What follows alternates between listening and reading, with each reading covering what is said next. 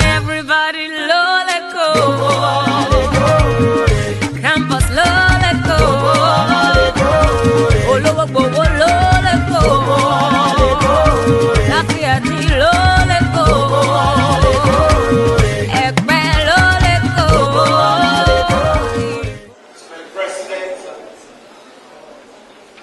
Chief Karode Moradeo, I want to say a big thank you for allowing me to have access to almost every nook and cranny of this great club. Thank you so much, sir. The Vice President of the club, thank you so much. And also all the ESCO members here. I want to say a big thank you to all members of the Lagos Country Club for giving me this little access. That's not part of that change. So all my past presidents, I say a big thank you. You know what that change is? Because we started it.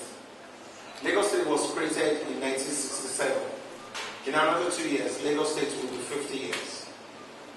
So we're looking for monuments and we're looking for iconic institutions.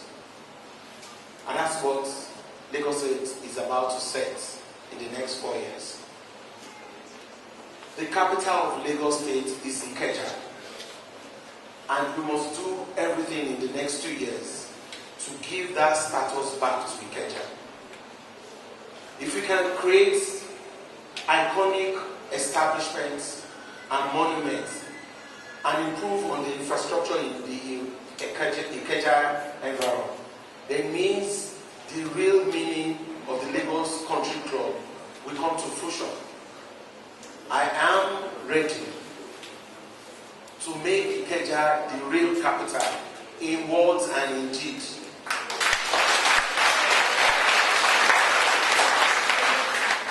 If we're able to achieve that, it means everybody in this country will now recognize Lagos Country Club as the prime club in the capital of the state.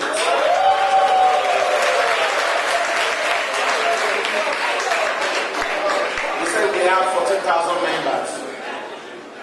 Active ones are just 2,000 plus.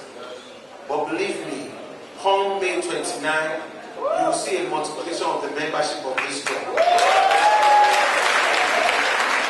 Because the seats of government and the activities of government will now reside in Ikeja.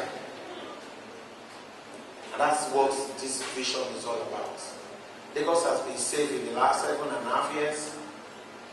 My vision is to make Lagos a safer place, a cleaner place, and a more prosperous Lagos that is driven with a robust economy.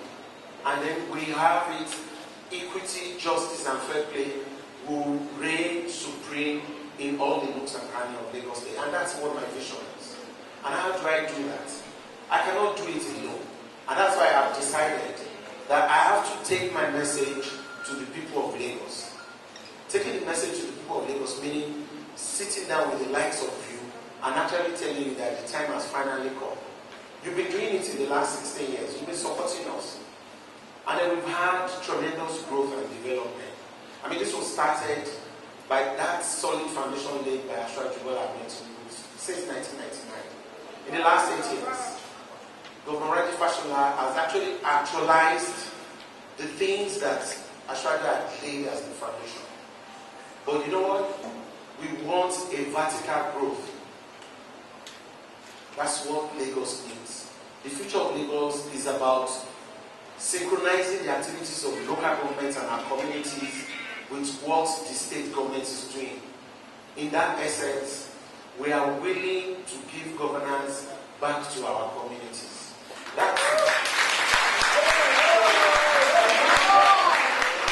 Because the government actually belongs to the people. And governance actually starts from that street association and landlords association. When we combine it together, we now turn it into CDAs. When CDAs combine together, they now turn into local government administration. And from there, we now start to talk about state government. It is time for us to now make up our minds that our local governments must be responsive and responsible to all our citizens. I'm saying this because I've walked through the various arms of government. I have lived with the people. I started working with the Baraki local government, and I moved to work in Akinwunmi, Mushin, Shomolu, and all the likes of local government almost for 13 years. I've lived in Iju, I've lived in Shomolu, I've lived in Badagry, but everywhere. So I am one of you. I understand what the issues are. And that's why our campaign has been about our people and their issues. We are not ready for mudslinging. The time is just too short to start attacking each other. It's about what our people need. It's about that flyover bridge that is missing in Abule. It's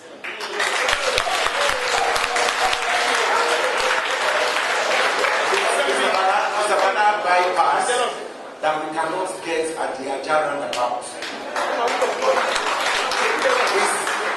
It's about our people.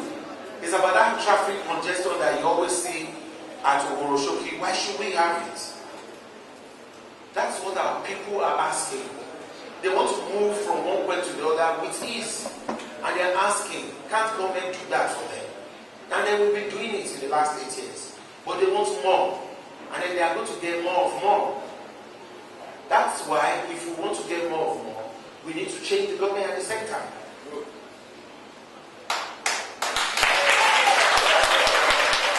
There are over 9,000 roads in Lagos State. Local governments have 5,535 of those roads. So those are the inner roads. And you can see the inner roads, they are crying. The state government has about 3,350 of those roads, where the federal highways are just 117. Now, we have a game plan for this. It's called Operation 2020-57. Each local government must do a minimum of 20 roads in 1 year. And with 20 street lights with it, we are saying a minimum.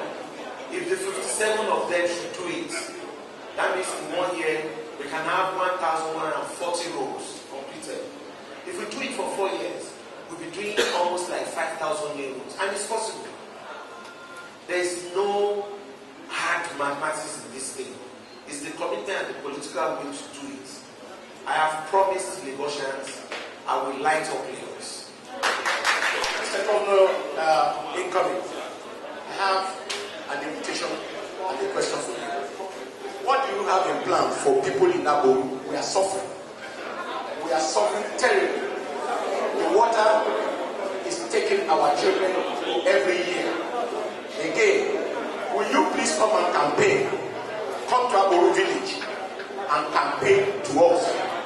You have the largest voting something in the entire Lagos state. And I don't want you to lose it. If you don't come, you will lose it.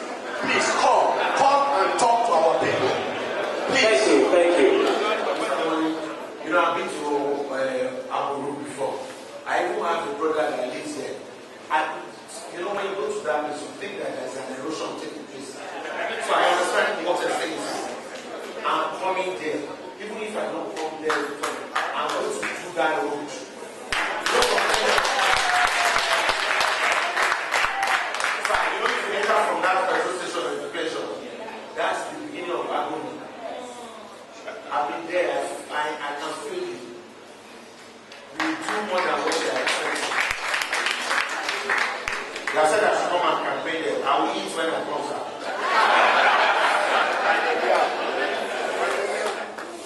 What are your plans for the youth in Lagos State? What are the plans that we have for student loans for people who cannot afford to, whose parents cannot afford to send them to school? What are the plans we have to make sure that they are able to go to school without having to go into crime and stuff like that? And then for the youth in politics, sir, what are the encouragement antics you plan to use? Because how do you plan to encourage the youth in politics today, and the young entrepreneurs are suffering in Lagos. The entrepreneurs, especially people who don't have access to large capital from anybody, people who don't, the interest rates from the banks, they are crazy. What's the plan for youth? The future of this election is about them. I am going to make sure that my employment trust fund is centered on youth. I will also, you asked me about student loans, right? I have a plan for it. Because I know that a whole lot of our students is beyond the issue of bursary. One house pays, and I'm able to do that for them also. But I know the plan is something that will do in conjunction with the students themselves to be able to know what's the plan about. I am interested in giving student loans beyond bursary. Because a whole lot of them also, they want it, and there's nothing we can do that to assist them. Youth in politics. I'm also a youth, don't you know?